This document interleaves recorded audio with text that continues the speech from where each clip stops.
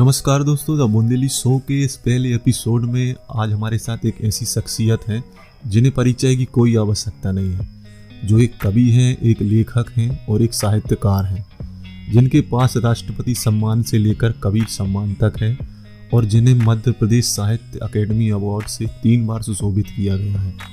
आदरणीय डॉक्टर श्री श्याम सुंदर दुबे जी। तो चलिए शुरू करते हैं उनके साथ।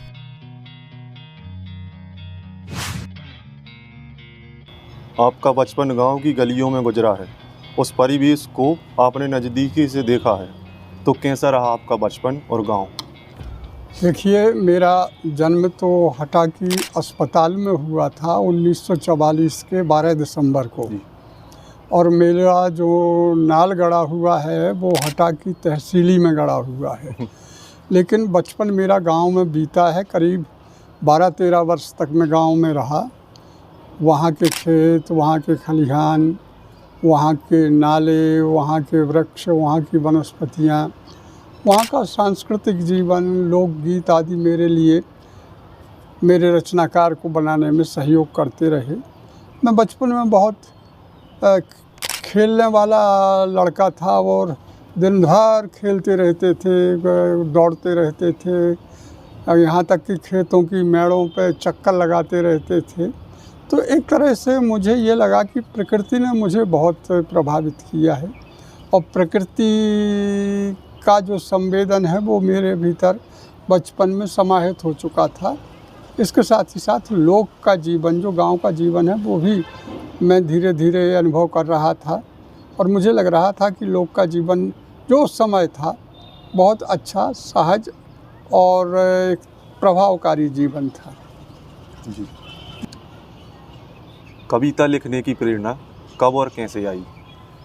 कविता लिखने के लिए बस यही था कि गांव में जो मैं लोकगीत सुनता था, मेरी बहनें भी गाती थी लोकगीत जी, और विवाह आदि प्रसंगों में लोकगीत गाए जाते थे, तो लोक लय मेरे भीतर एक अनुगूंज पैदा कर रही थी, और मैं अनायास मेरे भीतर से कुछ पंक्तियाँ उभरने लगी थी।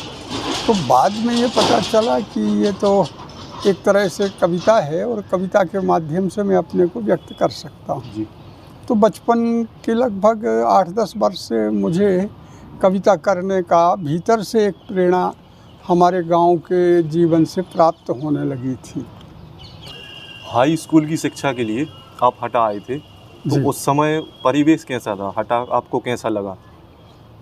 हटा उस समय एक बड़ी देहात जैसा था जी। बड़ा गांव था हटा जी। लेकिन हटा में एक आकर्षण ये था कि मैं सुनार नदी पर सम्मोहित था। मुझे तैरना आता था, क्योंकि गांव में नाले में मैंने खूब तैरा है, और जब नदी मिली मुझे तो लगा कि ये तो मेरी माँ है यहाँ। तो हटा की सुनार नदी को मैंने अनुभव किया पहली बार। और दूसरी बात ये है कि उस समय जो जीवन था बहुत सहज सरल था जी। और हमारे भीतर एक ललक थी कि हमें कुछ करना है। तो बरसात में खेतों की मेड़ों से घुटनों तक कीचड़ में धंसते हुए हम पढ़ने के लिए हटा आते थे। बड़े बड़े गट्ठर लाद करके, जिसमें आटा, दाल, चावल सब सामग्री होती थी। और हटा आने के बाद मुझे कुछ नयापन लगा। ये लगा कि मेरे लिए कुछ रास्ते खुल रहे हैं। मैंने यहाँ से मिडिल आदर्श स्कूल से किया, और इसके बाद मैंने हटा हायर सेकेंडरी उस समय जो था मल्टीपर्पज़ जी, वहाँ से 9वीं 10वीं और 11वीं किया। 9वीं 10वीं 11वीं में मेरे विषय केमिस्ट्री, फिजिक्स और मैथ्स थे, और मुझे वहाँ जो प्रिंसिपल थे भी शोभनी जी, उन्होंने अनेक बार पुरस्कृत किया, इस रूप में कि मैं तुलसी जयंती के ऊपर मैंने एक तुलसीदास जी का चित्र बनाया था, जो वहाँ वर्षों तक प्रिंसिपल चैम्बर में लगा रहा। मैं डिबेट में भाग लेता था, कविताएं सुनाता था, पत्रिका निकलती थी प्रतिभा जी, उसमें मेरी रचनाएं आती थी। तो मुझे बहुत बड़ा एक ये कहिए कि ऐसा अवसर मिला रचनात्मकता के लिए हटा में। और हाई स्कूल तक आते आते यहाँ रमा कवि थे जी, उनके सानिध्य में भी मैं रहा। तो मुझे यहाँ जब मैं रहता था तो मेरी रचनाएं पत्र पत्रिकाओं में छपने लगी थी।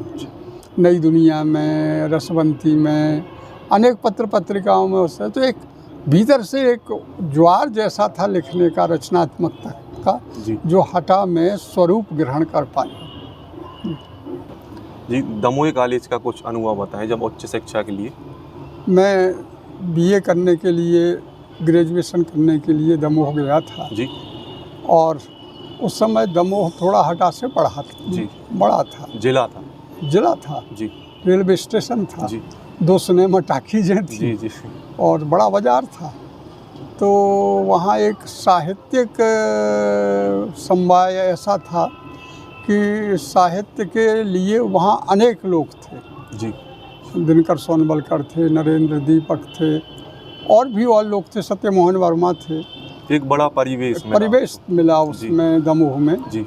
और चूंकि मैंने साइंस छोड़ कर के फिर आर्ट्स ले लिया था, बीए करने लगा, तो और भी मुझे काव्य के लिए, रचनात्मकता के लिए अवसर वहाँ प्राप्त होने लगे और लोगों ने मुझे वहाँ स्वीकार किया जी। उस समय लोग ये मानते थे कि इसकी रचनात्मकता में दम है। अच्छा। तो मैं गोष्ठियों में और अन्य प्रसंगों में, कभी सम्मेलनों में आता जाता रहता था वहाँ से, और लगता था कि मुझे कुछ करना है जी।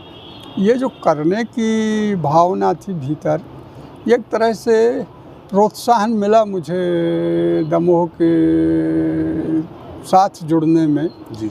और एक साहित्यिक अभियान के लिए जैसे एक एरोड्रम वहाँ मुझे मिल गया जी। बस वहाँ लैंड किया मैंने और हवाई जहाज़ को ऊपर उठाना था कि जी।